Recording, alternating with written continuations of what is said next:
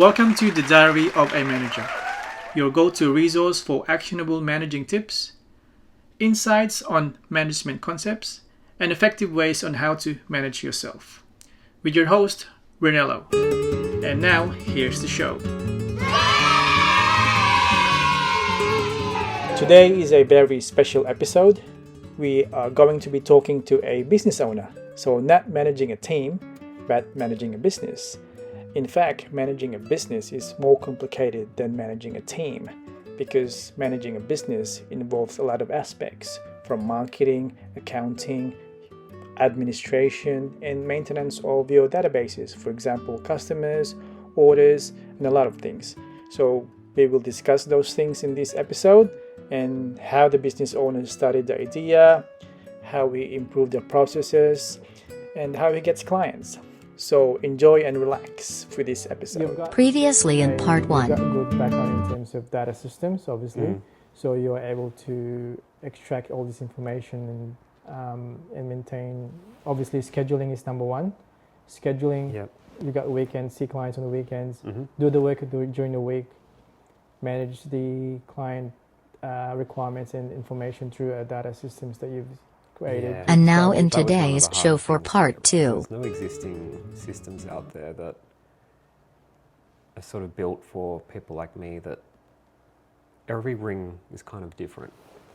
Okay, like most shops are selling products, they have an SKU for that product, and it's just in the system, they've got an inventory of it, and they sell it.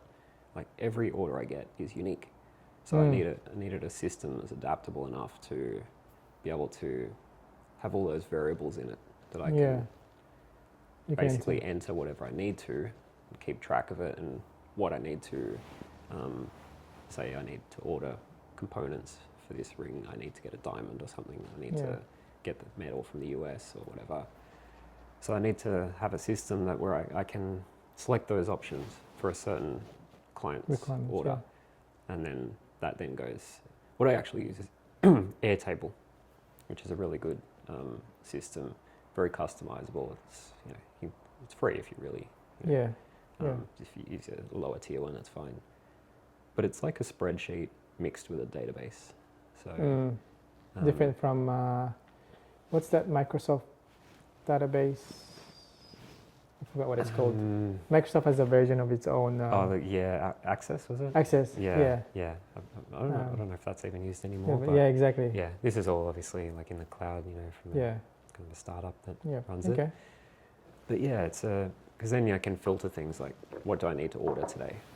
I can call it a view where you select a certain data set of things I need to order from this company, and it'll just show me all of that. Yeah, and I can just do that. It's like a mini project planning of the whole project ring from start to finish. Well, it's really just a single document, but I have all the requirements in it that I need to get it done. Okay. Obviously, I have a date that it needs to be done by. Yeah. And that just allows me to place it where I need to get those parts ready for it, because a lot of my rings are, say, 2 different metals. Okay, so it might be titanium and gold. So I don't keep stock of the gold, for example. I have stock of titanium. It's a cheap metal. I have bars of it. It's fine, but I don't keep bars of gold. So I have to get those parts in as I need them. So just being able to track what I need easily, and just spend an admin day doing all that ordering for those parts I need, and getting that in on time to complete the job. So it looks like you've created your own customized database or system. Just sort of modified this Airtable system to do what I tried a lot of different options, and this actually worked really well. I used to do it myself, built my own database and front end for it and all that. But just things are so much easier now. I don't need to manage all that myself. So these days, for example, if you're a jeweler, doesn't have IT background like you, can they still use that Airtable? Or it's easy to use, right? Yeah, They Okay. could. I don't know if they do. I'm Mm. not sure what they use actually. Yeah. Yeah, might just be pen and paper. Pen and paper. you know, Could be it's, spreadsheet, paper, manual. Yeah, Yeah. yeah. The Yeah. problem with the spreadsheet is you can't sort of, or maybe you can, but filter it by what I need to order from. Because you think of an order as a row in the spreadsheet. Yeah. You're going to have this huge row Row. going right across all these specs in it. Hard to find what you need out of that, Mm. you know. Unless you do a search. Yeah. I won't explain too much about Airtable, but it's a really good Yeah. Okay. approach to sort of custom orders. Yeah. So that's Yeah. managing. So it looks like managing. It's not just about managing clients, but it's Mm. also managing the order Yeah. on the same Yeah. database system. Yeah. Because when I started, it was pen and paper Yeah. first, and then it became you used OneNote, Microsoft OneNote. You could create tabs and stuff, and Yeah. do all that. But when you have 20 orders in the system, it gets a bit unruly. Yeah. Yeah. And being able to just check what have I ordered and when did I order it, so then I can follow up if it hasn't arrived, and Mm. those things are quite important. Yep. You have to stay on top of all of that. Yep. Especially, I don't know, weddings aren't mission critical, but I don't want to upset anyone by missing the Missing wedding. It's the deadline. So Mm. do you allocate like estimated times before you set the meeting with the client, yeah. and then make sure that set an appointment with them 1 week or a few days before that? Yeah. Well, I put the wedding date in my Airtable Mm. system, so so I can filter by what weddings are coming up in the next few weeks, and Yeah. make sure things are done. Usually when they're done, I just send out a text, which is again all automated. Okay. Where I just hit a checkbox in Yeah. Airtable. A link to the and database. it will, So I Mm. use again different systems. There's one called Make.com where it links APIs together. So Okay. it'll link Airtable to, say, a SMS gateway. So Yeah. I can hit that checkbox in Airtable, and Make will then see that I've ticked that, and then it will go pull that information from Airtable, Mm. so the client name, their mobile number, their email address, and then it will send out an email to them, send out a text to SMS. them Yep. saying your ring's ready. Ready. Use this link to book a pickup. Okay. Instead of me manually Yeah. Yeah. contacting all these people, Yeah. typing out the link every time, and Yeah. so And then you came up with all of these improvements in your system as you go Mm. along, right? So Yeah, you yeah. notice that, okay, I've been doing this manually. I should Mm. just create an API on this. Yep. So it was a gradual process, right? There's Mm. like there's always improvements there's to always make. improvements. Yeah. Yeah. So one I made recently actually is because my obviously rings can be engraved, so Yeah. clients will want to engrave something generally, and my boxes can be engraved as well, the ring box. Yeah. So, but a lot of the time they don't know what they want. So while I'm getting the ring ready, during the first appointment, say, I offer engraving and have a think about it, and Yeah. get back to me. Usually they don't get back to me, Mm. and then I have to sort of follow up with them and say, hey, do you want this ring engraved? And sometimes end up having to do it when they come and pick it up. Yeah. It's not ideal, especially if I've got clients booked after that as well. It takes Yeah. time. And they just come in and assume they can just get it engraved on the Yeah. spot.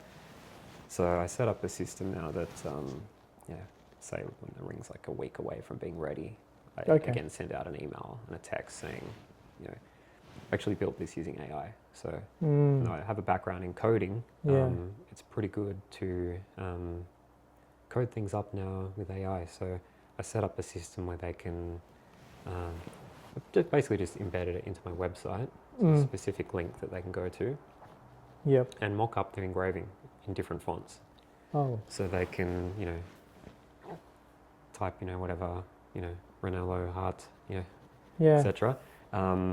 And then try it in different fonts, and then pick the one they like, and then submit Okay. it through a form, and Wow. that goes right into my system. So then I know they've submitted it, I know what engraving they want, and I can have it done before they come in to pick it up. Yeah. So Oh, just wow. things like this that are just like Yeah. trying to get things 'Cause- done as soon as possible. There's a lot of manual work usually, where I have Yeah. to just contact people, and they booked in to pick up a ring, then I've got to contact them and say, you didn't tell me the engraving So yeah, just trying to get rid of all this Get all this manual manual work that stuff, takes up yeah. a lot Yep. of my day actually. Yeah, instead of that could be focused on making things. Yeah. Yeah. That's a main thing for, I think, business owners out there. Yeah. That if there are areas, you actually have to spend time, right? Yeah. Did you actually sit down and think about, oh, these are the areas that I need to improve on, or do you just Yeah. notice them as you go along? Yeah, I just notice them as I As go, you go and I along. just think, yeah, I should do that. So there's a way to improve this process, but and I'm like, well, it's now 8:00 at night. I've just finished work, and I can't be bothered trying to Yeah. improve that process by learning how to code again and making it work with Squarespace, my website backend.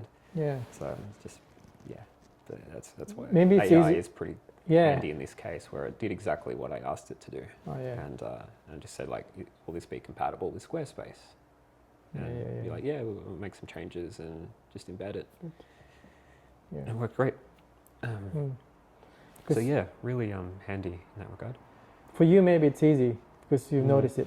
I think because not all business owners do notice them because they're too busy with the day-to-day stuff. Yeah, That they don't even notice the, oh crap, this is all manual stuff. I need to improve on this. Yeah. Yep. Do you think they need to sit down, like for some people, or is it better to someone to like an external to come in and then observe? Actually, that part of your process needs to be automated. Yeah. Because some people, I mean, that would be great, but whether people are willing to pay for, yeah, that's true. But also, when you're in a sort of niche like mine, say like, who would you get to come in to improve my process? I know my process is the best. Yeah. So you could have someone there for a week observing you and still not pick Still up not on pick this up, yeah. issue with the engravings, right? Like, Yeah. yeah. Because But I guess, because I'm, it's only me, a lot of shops would have employees. So they just get the employee to do that stuff instead. Can you contact this customer, check the engraving, and then just palm it off like that? I don't really want an employee. Just like to keep it small and not have the issues of employment. Yeah, and you just have to be aware about some aspects of your business, obviously, that needs improvement. Yeah. And talking about clients and the products, managing products, what about in terms of like invoicing or doing your BAS or tax? Do you have systems as well for that? Or did you create your own? Well, the invoicing, I did create my own back end for that. Squarespace has it built in, but that's for like online orders, which I do get some of. Yeah. The problem with that is you're limited to their payment processes that they offer, which is Stripe. Stripe, yeah. It ends up being a 2% fee on that. That's a lot, right? It is a lot, yeah. So that like the merchant terminal I have in the shop, CommBank one, it's 1%. So I end up paying double the fee to take an online transaction, which is not ideal. So in the shop, I've automated the invoicing where it's again just using that make.com sort of API system that I can take all the information from my Airtable record and basically convert that into a PDF invoice that I send to the client after they pay in store. Otherwise, it's if they want to avoid the fees and all that, it's I allow like Pay ID payments. Oh, and, yeah. Pay ID. EFT. That's. I always offer that to people. Like if you want to pay on a card, this will be the fee. There's a fee. I just pass on the fee, the exact fee they charge me. There's no markup on it.